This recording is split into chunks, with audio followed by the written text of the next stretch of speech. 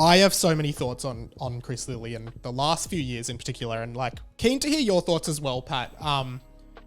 Because grew up like Summer Heights High was the biggest show on TV that year, 2007. Like, correct. It was so good, and I still think to this day it is one of the best Australian TV shows of all time, of showcasing what Australia was like at that time.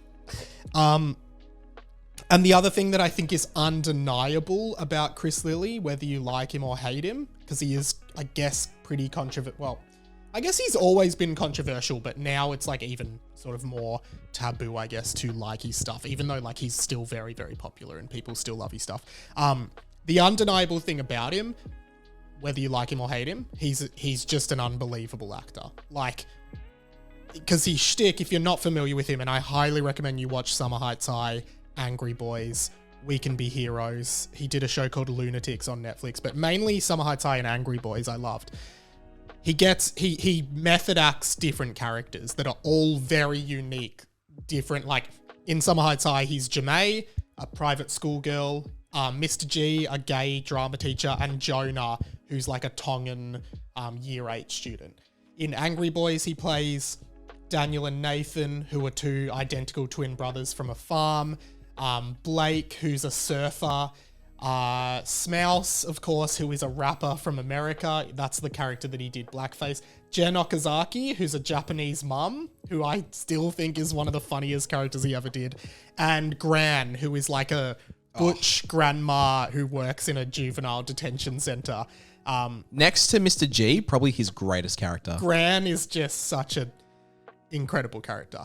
And I think, and he had a bunch of other great characters. Ricky Wong from We Can Be Heroes, Pat Mullins, We Can Be Heroes, Phil Olivetti, great character. Yeah, a lot of very iconic characters. Still quoted to this day. Yeah, and there's a lot that I have to have, like a lot of thoughts I have about this because, of course, it all sort of, he was always controversial and his style was always like pushing the boundaries, making people feel uncomfortable, and often, you know, getting very into character in the sense that, like, for Smouse, he donned blackface.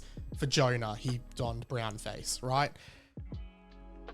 And I think that's become controversial, particularly after the Black Lives Matter movement, which I thought was interesting after the Black Lives Matter movement. And this is, like, sensitive territory, but, like, I thought it was weird. Like, I get why, but, like, a lot of TV shows that had done blackface in them were like, we're taking down the blackface episodes, right?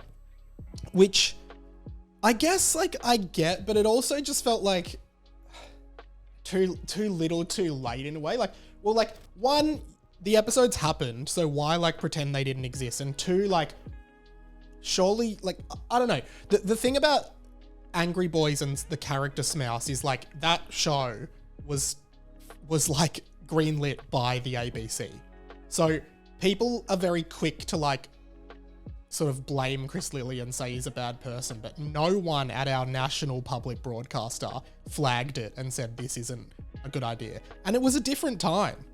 And I'm not trying to defend blackface. Like, you wouldn't do it now. But in 2010 or whenever that show was, 2007 for Jonah, it wasn't, like, I don't think a lot of people were as educated on those issues as they are now. And we just didn't, like, it wasn't as well known here, maybe, that you, like, I don't really know the ins and outs of it, but, like, you've got to remember that the ABC funded and distributed that show, as did HBO for Angry Boys. It was a co-production between HBO and ABC. It was a really big deal.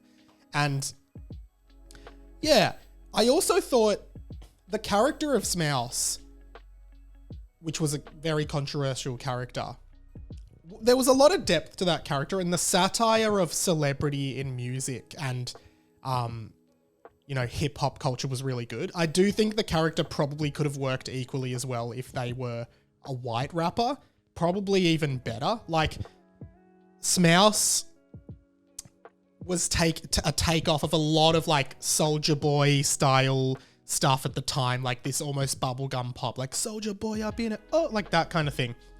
I think he could have done like an Eminem kind of style character in white, just in his normal skin color instead of doing blackface, but like that's what he did. And you know, I'm not going to apologize for this. I think Chris Lilley's hilarious. And I also think Jonah is one of the best written characters of his. He's got so much complexity and depth, so much thought behind him. And like, everyone loved Jonah. Jonah's like one of his only characters you sympathize a lot with. Because a lot of his characters are like sociopaths who are, you laugh at them because they're bad people. Mr. G, Jamae. Like, all of these characters are bad people that you don't sympathize with. Whereas Jonah had a lot of heart to his story. A lot of nuance to that story, as did Gran from Angry Boys. Like, and that's the other thing as well, is that Gran, who was like this 70-year-old grandma from the country and worked in a prison, and she was very like non-politically correct. Like, she would say racist things, right? And I think it's this weird distinguisher of like, can you write and portray a character that is racist without being racist? Because people seem to think that it is racist just the fact that Chris Lilley created this character that is racist. But like, I don't think that's how it works. Like, what do you think, Pat? Do you have a different opinion, similar? Well, look, I guess I didn't grow up with Chris Lilley at the time of all his shows came out, because I was in primary school. I remember growing up, or I guess first seeing his shows when I was about, it would have been like 14, 15. Yeah. And yeah, like I didn't really have I just, at the time, I just kind of saw them through like an innocent lens. I guess now in hindsight, you know, you realize, yes, there's problematic elements, but yeah, I think there's still some like really great, you know, elements to his shows I think you can still enjoy, but, you know, kind of still be conscious or aware of, you know, the issues they might have. But I mean, also, you know, what movies, you know, or any kind of art, you know, have there been without some problematic elements? 100%. That's the thing. Like, the world keeps on changing, but we can't change like we can't change what already exists. Like, so we still need to, we can still enjoy them. We just need to have a new lens to them, I suppose, like a new kind of like, hey, I get that this is problematic, but I still understand, like, I can still find bits of it funny. But like, yeah, I do think there's something to say with the Gran character, because it's like, you're allowed to write characters that are racist. Like, that's part of the nuance of that character, is she doesn't understand that she's racist. The same way Steve Carell in The Office, Michael Scott, he doesn't understand that a lot of the things he's saying are sexist or racist. And that's the joke is in the fact that they don't know how outrageous they're being. It's their ignorance and stupidity that's the joke. Whereas like, people seem to think that, no, the joke is just racist because he's saying something racist. Like, no, I think it's funny because that person doesn't understand what they're saying is so wrong. And yeah, Chris Lilley notoriously does not do much press. Like, he never does much publicity. He doesn't do interviews. The only time I've heard him interviewed on a podcast was on Theo Von's podcast. Right.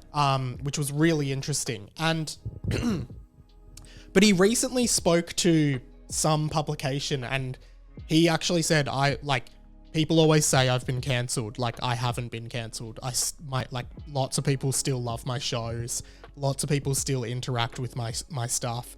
I still have a really good relationship with Netflix, and like, it's not true that I've been cancelled and no one wants to work with me, because like, they do. And like, yeah, his podcast, Jamazing, where he's in character as Jamae, is one of the most listened to podcasts in the country, and people love it. People love his characters, and I think it is like, there is a very vocal group of people who are just anti him, but yeah, I'd love to see him keep making shows. I really love his stuff. I really love like all of his shows, all of his characters. I think he's a fantastic performer, a fantastic writer. He does all the music for his shows. Like, he does the original sort of score music for all of his shows. And like, I think like, sometimes he's right. I feel like if he wrote with other people, he could get sometimes better storylines, but I think generally like, it's all about the characters he crafts and how he gets into their heads and portrays them. I just find that so fascinating. And yeah, I mean, I'd love to interview him at some point. I'm sure he'll be back in a few years with a new show or something, but I think he's pretty old. I think he's like 50. He is currently 48. Yeah, there you go. So like I said, everyone at the ABC approved that show and it went to air. No one at that time was like, maybe we shouldn't do this. So yeah, those are just my thoughts on it. I can't wait for whatever his next project is, to be honest.